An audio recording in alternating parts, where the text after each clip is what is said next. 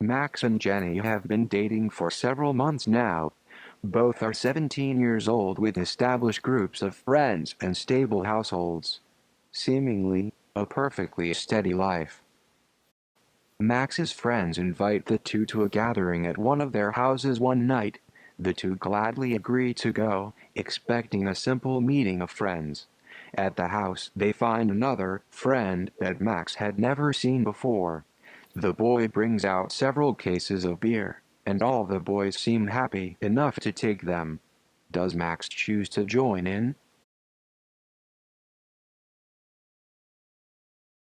Max accepts a drink out of peer pressure.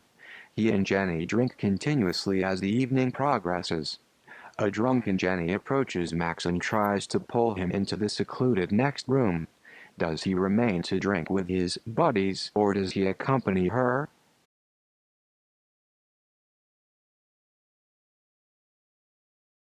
Max remains, getting drunker and drunker with the boys. Jenny begins to worry. She voices her concern to Max quietly. How does Max respond to this?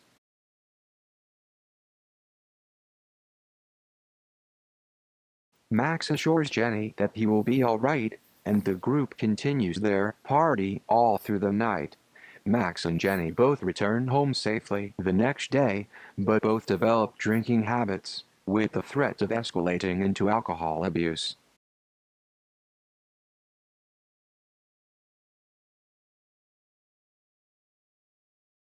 Max yells at Jenny to leave him alone, and insults her worrying tendencies, calling them nonsensical and stupid. This marks the start of Max's drinking habit, as well as Max and Jenny's abusive relationship. The results could be catastrophic.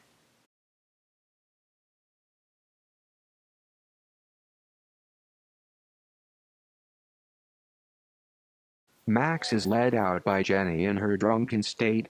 He sees a bed in the next room. Jenny asks Max to have sex with her.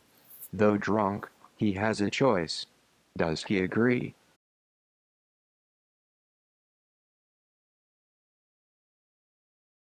Max, alarmed, refuses Jenny and leaves, understanding the potential risks of such behavior in his current state. He and Jenny speak again a few days later, and Jenny apologizes. Max forgives her, but can't help seeing her having a beer every so often.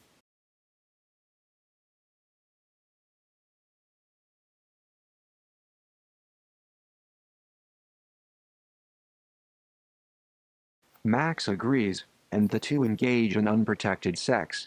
Max discovers an STI 1 week later.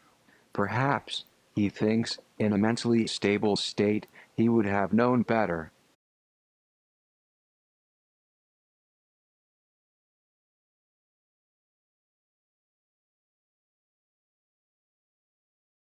Max declines the offer, and suffers many insults from this new boy and his group, all of whom see Max as a scared weakling.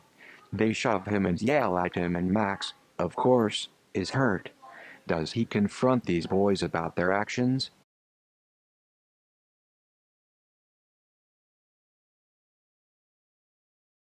Max gets angry and rises abruptly, sending one of the boys crashing into the gang. The boy leaps at Max, who ducks out of a doorway out into the alley. One of the boys nails him in the chin on the way out. Does he stay and fight back?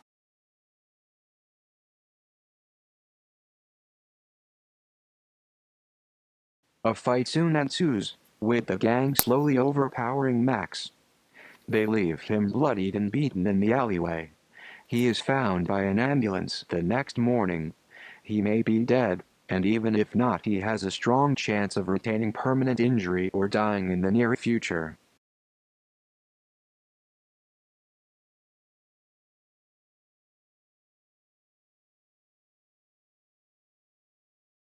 Max decides to run out of the alley and back home. He avoids the boys for a while after the incident, and life nearly returns to normal. Jenny, being close to Max, was not this lucky.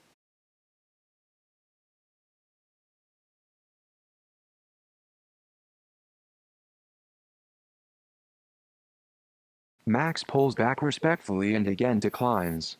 The boys eventually leave him alone and keep drinking. Max gets more and more worried about the state of his friends, as well as his own well-being.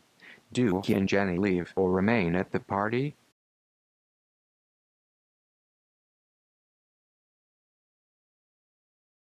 Max remains at the party for fear of seeming lame. He does not remember what happened, only that he woke up with his forehead bleeding. He sees the boys continuously abusing alcohol to this day. His friends are lost to him.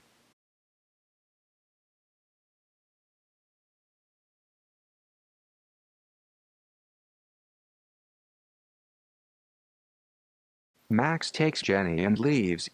They spend the evening at a nice cafe, never once thinking about what happened.